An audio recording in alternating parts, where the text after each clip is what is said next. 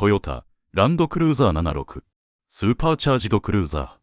この動画では、自作などもして取り付けをしたオーディオ機器について紹介します。よかったら、チャンネル登録とグッドボタンをクリックしていただけますと嬉しいです。オーディオの配線イメージを図にしてみました。ヘッドユニットの DEH970 からマルチアンプ方式で外部パワーアンプに出力。フロントの4チャンネルはチャンネルごとに1つずつのスピーカーに出力。サブウーファーは2チャンネルでステレオ出力をしています。では、改めてヘッドユニットの紹介から。カロッツェリアの DEH970。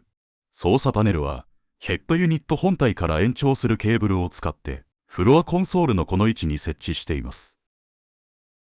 ヘッドユニット本体はフロアコンソールのアームレストの下、小物入れのさらに下にこのように収納しています。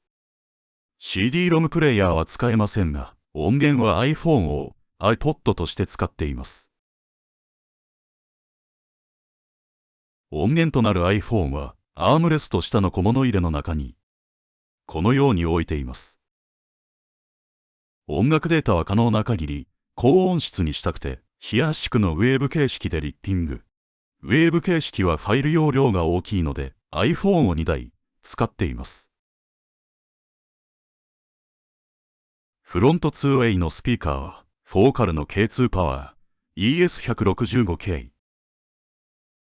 3タワー A ピラーに社外品のマウントを使って設置。ミッドウーファーはドアに汎用品のインナーバッフルを使って設置しました。サブウーファーはステレオ2チャンネル。ボックスはカロッツェリアの UDSW200D。スピーカーはオーディソンのプリマ APS8D。20cm、8インチ。図小径ですが、ダブルボイスコイルでパワフルに 30Hz 以下の低音もなります。2台でもコンパクトで荷室の積載性を犠牲にしないところが良いです。外部パワーアンプ、フロント4チャンネルは、ロックフォード・フォスゲートのパワーシリーズ、T400、4。サブウーファー用のアンプは、ヘリックスの M4、4チャンネルをブリッジ接続して2チャンネル出力。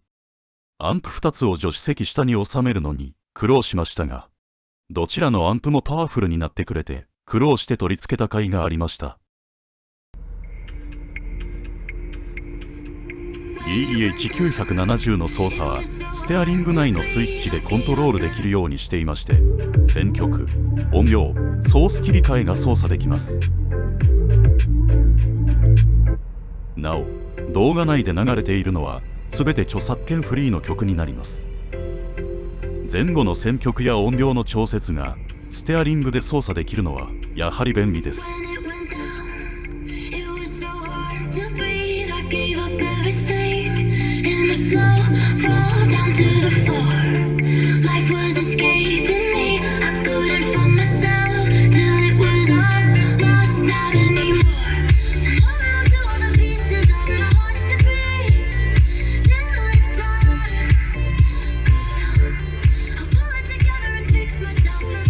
フロント4チャンネルとサブウーファー2チャンネルをそれぞれ独立でカットオフ周波数、カットオフスロープ、位相、タイムアライメントなどの調整ができる DEH970。